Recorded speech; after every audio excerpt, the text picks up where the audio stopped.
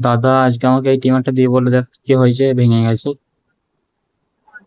আমি মোটরটা চালিয়ে দেখলাম, টিমারের মোটর ঠিক আছে, শুধু এই ব্লেডটা ভেঙে গেছে। এই ব্লেডের নিচে একটা ক্লিপ ছিল, এটা ভেঙে গেছে। তাই আমি বনটা নিয়ে বসে বললাম এটা রিপেয়ার করতে।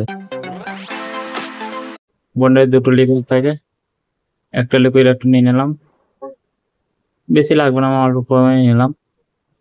আর একটা লিকুইড আছে, এটাও একটু নিয়ে নিই সমান সমান পরিমাণে।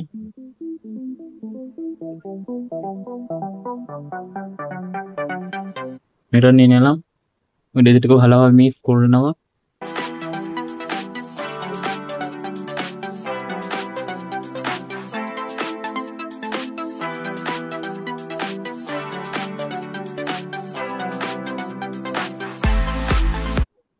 মিক্স করা হয়ে গেছে, এবার টিমারটা নিয়ে নিলাম, টিমারের সাইডগুলোতে আঠাটা লাগাও ভালোভাবে,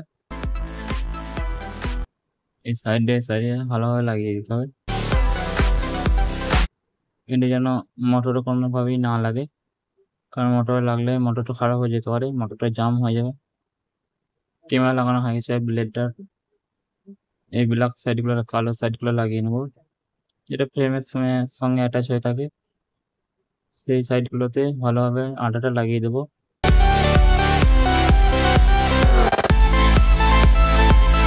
চারি সাইডে লাগানো হয়ে গেছে, যেভাবে এটা ফিটিং ছিল সেভাবে ফিটিং করে দেবো।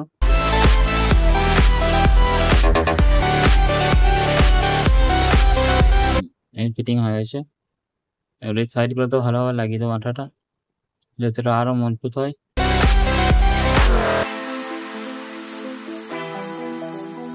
A few moments later.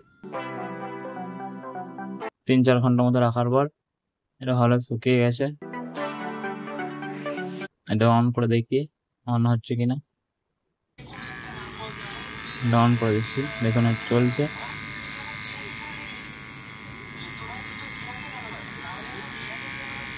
এটা পুরোপুরি আগের মতো হয়ে গেছে, এটা দেখতে মনে হচ্ছে না ভেঙেছিল,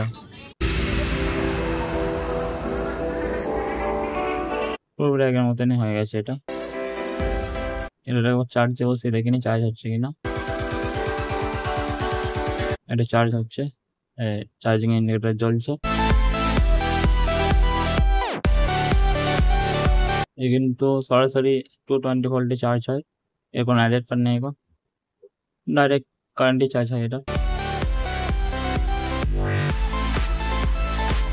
চার্জ হচ্ছে।